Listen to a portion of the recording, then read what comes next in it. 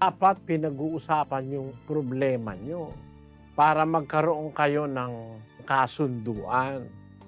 Yun yung tinatawag na communication gap pagka hindi kayo nag-uusap sa problema. And it will cause some more problems in the future.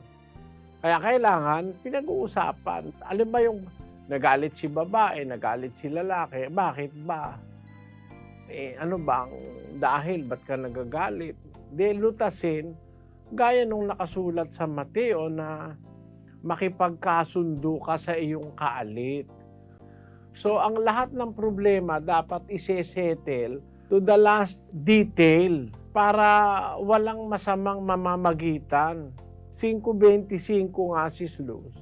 Makipagkasundo ka agad sa iyong kaalit, samantalang ikaw ay kasama niya sa daan. Ibig sabihin, kung may problema kayo, meron dapat lutasin, huwag niyo nang palakihin. Papag-usapan na agad, pag-usapan na agad. Ba't ba hindi ka kumikibo?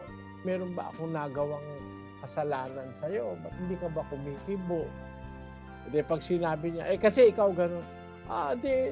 Ganito yun. Kailangan, papaliwanag lang naman eh. Yung tao ko minsan, basta na lang nag-iisip ng masama, hindi nang hihingi ng paliwanag.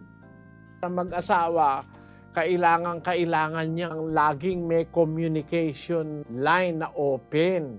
Kumbaga sa internet, talagang dapat available ka lagi.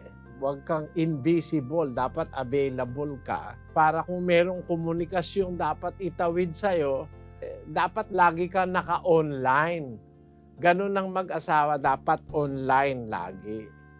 Masama yung hindi na kumibo, nagtampuhan, tapos nawala na lang yung tampuhan, nakikiramdam na sa isa't isa, nadadagdagan yun sa mga darating na pagkakataon. Kailangan pinag-uusapan.